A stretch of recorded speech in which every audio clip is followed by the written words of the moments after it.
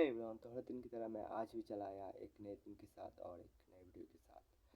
तो आज है डे 69 ऑफ 365। मैंने जो 365 डेज़ का चैलेंज लिया था उसका आज डे 69 है 9। तो बहुत अच्छा लग रहा है कि मैं इस चैलेंज को कंटिन्यू कर पा रहा हूँ और हर दिन कैमरे के सामने आ रहा हूँ और एक नए वीडियोस बना रहा हूँ।